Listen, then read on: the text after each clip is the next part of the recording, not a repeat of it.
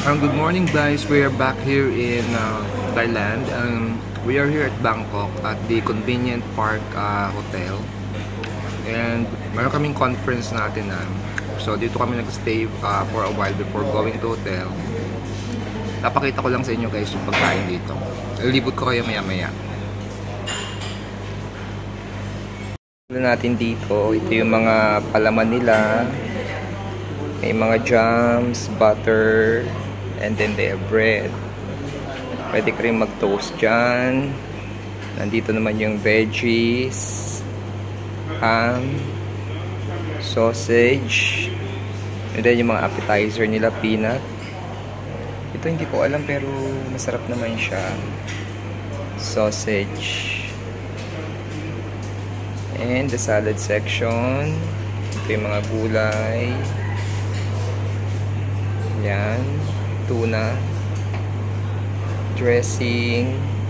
Caesars. At saka they have mayonnaise. Tayo sa main course nila. Yan yung mga condiments. They have egg. They have vegetarian, parang ito ay spinach, cabbage. Yan, vegetable.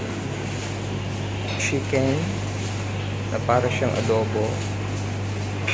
And then they have pork. Yan. Naginiling na medyo maanghang. They have two kinds of rice. They have fried rice.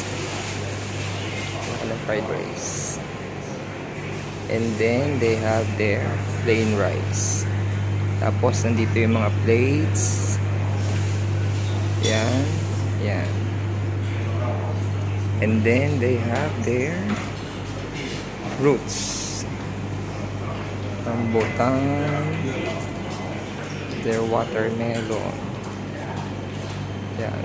They have pakwan later on. These are the drinks.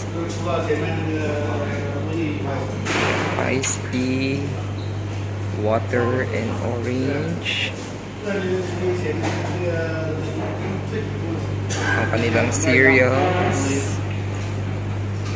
milk, creamer, sugar, coffee, and the tea.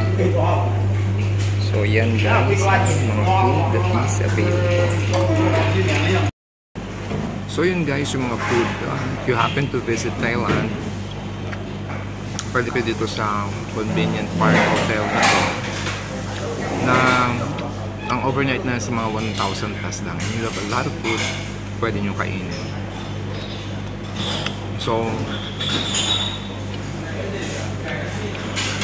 kung gusto nyo pumunta dito, pwede nyo subukan. May rambutan ba, sir? Meron. Baka matamis eh. Pwede nyo subukan itong Convenient Park Inn Hotel. Ay, Park Inn Hotel ba? Pwede nyo i-book via Agoda or via booking.com. Yan, mamaya pakita ko yung lobby sa inyo nung hotel dito para makita nyo.